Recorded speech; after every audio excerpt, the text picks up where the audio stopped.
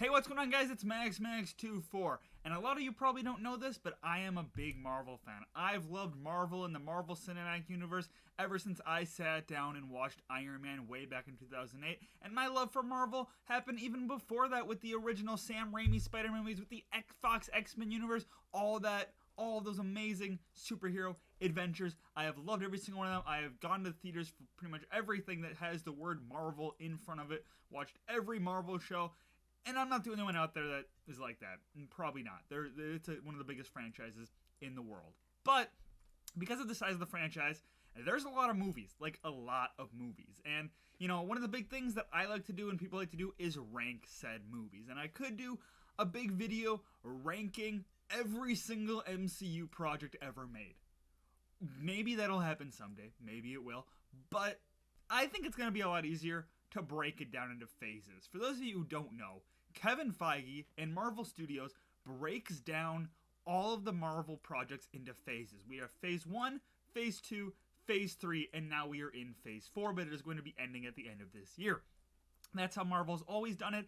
That's how this franchise is set up. Each phase kind of has their own distinct kind of story or direction they're going to, and that's just the easiest way to really break down this franchise. So this video, I'm going to take all of the Phase 1 Marvel movies. That's Captain America, Iron Man 2, Thor, The Incredible Hulk, and The Avengers, and I'm going to rank them. Now, this ranking is my own opinion, my definitive opinion. This is what I believe in. My opinion changes a lot, okay? Sometimes, I'll decide, I actually like this one a lot more than I thought I did. But this is my ranking as it stands. Now, everybody's got a different ranking. Let me know what your ranking for the Phase 1 projects is below. And before we get into it, please always remember to drop a like, comment, subscribe, tell your friends, I just all them stuff, us YouTubers, tell you to follow me on social media, Twitter, Facebook, Instagram, TikTok. I often post on Twitter and TikTok, sometimes on Facebook, barely ever on Instagram. Follow me, subscribe to me here. And with that, let's get into ranking Phase 1.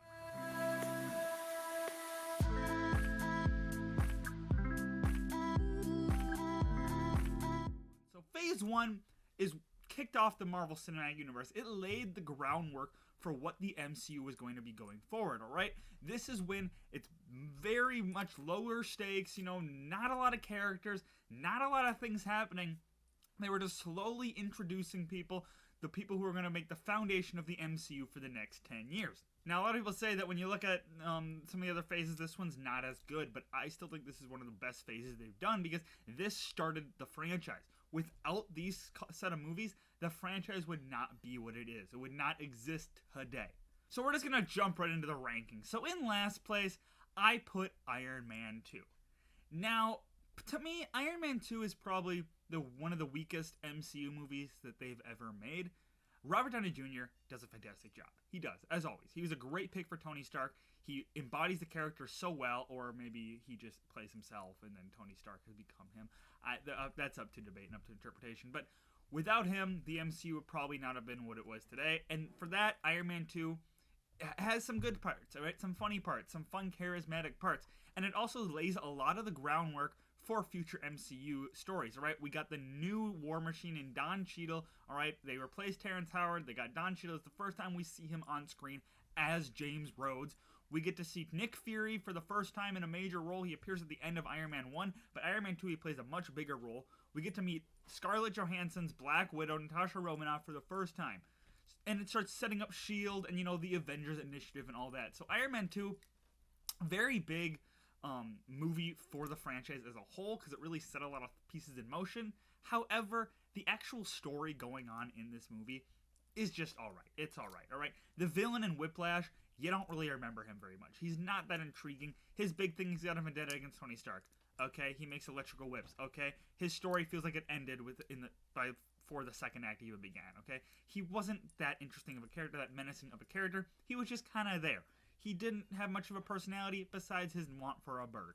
That was pretty much it. Justin Hammer was a really charismatic, villain type antithesis to Tony Stark's. They're both kind of like, playboy, big billionaire kind of people. But Justin Hammer he was all right too. All right, he wasn't super like, oh my gosh, I need to see more Justin Hammer. He just kind of existed. And the story as a whole was just kind of all over the place. In one breath, it wanted to set up S.H.I.E.L.D. and it wanted to set up the Avengers Initiative. which of course that makes sense. That's what we're leading to. That's of course a movie's gonna build to that. But then I also wanted to talk about Tony Stark dying. He's literally dying here. Like the device that's saving his life is killing him, I guess. And then they also want to deal with like the other things that were going on, the Whiplash storyline. None of them seem to really mesh together and really flow well into each other. Because we had Tony Stark making weird decisions, going off the rails because of his impending death. But then we also had Whiplash causing harm, and then we also had the building of S.H.I.E.L.D. It was very disjointed, very all over the place. Not saying it's a bad movie, but it's probably the weakest of the MCU movies. Next up, I would have to go with The Incredible Hulk. The Incredible Hulk is like the black sheep of the MCU, alright? A lot of people don't even really connect this, don't even really say this is MCU, but it is. In this movie, we had Edward Norton playing Bruce Banner. Now, Edward Norton famously did not play Bruce Banner in his next appearance. No, Mark Ruffalo replaced him because of creative differences, behind-the-scenes issues, all that jazz, a lot of rumors, suggestions, a lot of things. But that's why this movie just it just kind of doesn't feel like it belongs. And also, a lot of the plot threads were just kind of abandoned. Now, they are recently picking up more of the plot threads. I mean, we saw Thunderbolt Ross appear again later. He was introduced in The Incredible Hulk, and he recently started making appearances again, except for now the actor is deceased, so he won't probably be making any more appearances. We also got mentions of the entire events of this movie in one of the most recent She-Hulk episodes, and then we also got the appearance of Abomination once again in Shang-Chi and then again in She-Hulk. So they're finally picking up plot threads, but overall, a lot of this movie was just kind of left. It was just kind of left to die. Nobody really talked about it. The franchise moved on, and we never got a sequel to it either. Now that you might think, well, that means it's probably a really bad movie. But there's a lot of parts of The Incredible Hulk that I actively enjoy, all right? I think it's one of the best portrayals of Hulk and Bruce Banner. I think that, they're very... they do very well with the clashing personality thing here. It's a great introduction. The fighting scenes, I really like that, like the Abomination and Hulk duking out scenes. I really enjoy those. And, I really like Thunderbolt Ross, and, Abomination is an interesting character, kind of. But overall, it's just an alright movie. I would never say this is an amazing superhero movie. It's definitely going for a more darker tone than Iron Man was going for. And it's kind of all over the place. It's kind of tonal inconsistencies kind of once in a while. Again, the villains aren't super... I like Abomination, especially more than Whiplash, but overall he's not like this, oh my gosh, this is an amazing character. I really just love him. I'm not there with him. I think he's interesting. I think his struggle is kind of interesting, but overall, again, he's just weak. Thunderbolt Ross is a cool looking character, but he's kind of just boring here. And Bruce Banner, I mean, he's, I think they did a good job again of the struggling personality thing that, a big part of Hulk, but I think the Bruce Banner character wasn't as interesting as he is later here. You don't see a lot of the girlfriend anymore. I don't remember what's her name. I don't even remember her name because you don't see her. A lot of things are just left to dry. The leader plot line just left to dry. There's just a lot of things that they just moved on from, and that partially hurts this movie because it just kind of exists and there's not really any follow-ups to it. There's not really anything else connected to it except for recently. And again, it was an alright film. Alright, it was alright. It was not fantastic. It was not horrible. Next up, I would say Thor. This is Thor's origin movie. And I actually enjoy this movie more than some people, alright? I think it's an interesting journey seeing Chris Hemsworth as Thor for the first time, and it's a really funny fish-out-of-water storyline because he doesn't know what goes on Earth. He doesn't know how Earth reacts. He doesn't know what you do in Earth. So you see him, like, walking into pet stores demanding horses, throwing down glasses, demanding more drinks. All those wild things you see him do here because he, again, has no idea what you do on Earth. Now... the Frost Giants, they were alright. I don't really remember any of their names. Loki, first time we saw Loki, and he was a good character right off the bat, alright. Tom Hiddleston does a fantastic job as Loki, and that's probably the highlight of this movie. Because although the fish out of water story is funny, Chris Hemsworth's Thor isn't super interesting yet. They haven't made him this interesting. They haven't really figured out what to do with him yet. There's also a lot of setup, alright. We got S.H.I.E.L.D. here again. We got Hawkeye for the first time, and... all that jazz. Also, the director really liked his Dutch angles like a lot. Alright, there was a lot of weirdly angled shots, which kind of, it's a fine film method, but I don't like that film method. But Overall, I thought Thor was a pretty interesting and kind of funny story, and I thought a pretty decent introduction to the character. Next up, we have Captain America: The First Avenger, and this is probably one of the best origin movies that the MCU has ever given us. All right, we get to see Captain America's journey from the scrawny boy in Brooklyn to the badass soldier that he is during World War II, and I thought that was all really, really well done. All right, I mean, you get to see his heart, why they chose him to be Captain America, and the struggles that go along with this. You get to see his relationship with Bucky Barnes before Bucky Barnes falls off a train. You get to see the love of his life that he was going to be with forever and how he has to be forced to abandon her to save the world. You get to see all that, and I think that's really well done. Also, the setting, it's really nice to see a Marvel movie not set in modern day. However, Red Skull, kind of boring. The MCU had not really figured out how to do interesting villains yet. All right, there was a lot of issues with that early MCU movies. The villains just weren't super. I mean, there's a lot that is like an issue with a lot of MCU movies. A lot of the villains just are hit or miss. Hugo Weaving is really cool as Red Skull, and you know he does a good job, a good performance. But overall, Red Skull just isn't super memorable. They also set up the Tesseract, which is a big part of the Avengers. We didn't know that at the time. So overall, it was a decent movie. It was probably one of the best origin movies we've ever gotten from the MCU, because again, we get to really learn who Captain America is, who Steve Rogers is very quickly. We get to really connect with him and see what he chose to leave behind for a greater purpose. And I think that was all really, really well done, even if Red Skull was a boring villain. Next up, I would have to say Iron Man. Iron Man is the movie that started this franchise, and for that, it is always going to be fondly remembered. At the time, Robert Downey Jr. was not a safe pick to star in a movie. He was going through a lot of stuff. And Iron Man as a character, nobody knew who Iron Man was. Sure, he's like a household name now, but at the time, who knew who Iron Man was? Marvel had sold off all of their characters, their popular characters, because they were going to go bankrupt. And they took a shot in the dark, Robert Downey Jr. as Iron Man, and it paid off. This movie was fun. All right, Robert Downey Jr. brought something really fun to Tony Stark, and he felt like Tony Stark. Iron Man as a character, really interesting character, all right? All of the storytelling here, you know, of his origin, being trapped in the cave, and learning that his company is selling weapons to terrorists, and that's causing a lot of problems, was very interesting moral dilemma he had to go through, being like, oh, Stark Industries is actually bad. I thought that was all really well done. Sure, he probably should have known some of that stuff, but like, you know, that's okay.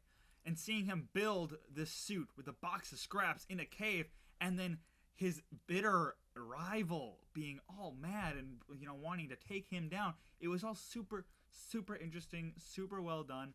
I thought it was probably one of the, I mean, without it, the series would not exist. So that alone should elevate it, but it was a really strong start. Coming out the gates, Marvel was not messing around. They wanted to be successful in the movie industry, and they delivered us Iron Man. And I just, rewatching it, it's so crazy just how far the MCU has come. I mean, this is a pretty grounded story about a man, well, as grounded as a man in a flying suit of armor can be. But it was a story about a man fighting terrorists. He's fighting terrorists, and then he's fighting his business rival. That's it. The MCU now has people getting stamped out of existence. So it's huge. It's come a long way. And this started it. This started it, and again, it's a great movie. It'll always be a great movie. And if you have not watched it in a while, you really should. But then in first place, for the phase 1 of the MCU, I would have to put The Avengers. Nobody thought this could happen. Nobody believed that Marvel could pull it off, and they did. Bringing together 4 separate franchises, Iron Man, Captain America, Thor, and the Incredible Hulk, into one epic crossover movie, that was just crazy. All these things you didn't know they were laying the groundwork for, all connected here. The Tesseract and Captain America, the first Avenger. How would you have known that the Tesseract was going to come back? Loki and Thor. How would you have known that Loki was going to be the main villain? How would you have known that all these characters would connect, become one, become together? Sure, they hinted at it, but for it to actually be successful and for it to actually be a really good movie was just wild. It was unheard of, and the MCU has never looked back. they've just been going strong ever since. Seeing all these characters interact with each other was the dream. Seeing them fight back against Loki was great. And Loki was really good in this movie. Seeing all of these pieces come together, I'll never stop raving about this movie, alright? This movie did the impossible, and it paid off. Joss Whedon did a fantastic job bringing this to screen, bringing all these characters to screen. It's like he knew the characters and he knew what to do here. I mean, we have Captain America, the struggling soldier who has to leave everything behind and has to do the right thing. We have Iron Man, the playboy, the philanthropist, the man who doesn't take anything seriously. We have Thor, the Asgardian god who just doesn't understand the earth and just wants to stop his brother. And we have Hulk, the uncontrollable rage monster. Everybody coming together alongside S.H.I.E.L.D's members of Hawkeye and Black Widow, and it was crazy. It was crazy. Seriously. If you have not seen this movie in a while, again, go watch it, because it's just wild how far the MCU has come and how they were able to pull something like this off. Sure, by today's standards, it's relatively mild because of what the MCU has done since, but at that point, it was never been really seen before, and it was fantastic. But yeah, that is my ranking for Phase 1 of the MCU. We have Iron Man 2, then Incredible Hulk, then Thor, then Captain America the First Avenger, then Iron Man 1, and then the Avengers. Let me know in the comments below what you think about my ranking. Let me know your ranking as well, because we all have different opinions. We all look at these movies very differently. I hope you enjoyed. I'll be doing a Phase 2 ranking next week, and then a Phase 3 ranking after that, and then once Black Panther Wakanda Forever comes out, I will be doing a Phase 4 ranking. But yeah, I hope you enjoyed. Please like, comment, subscribe, tell your friends, all that jazz, all that fun stuff us YouTubers tell you guys to do. Follow me on social media, and I hope to see you in the next.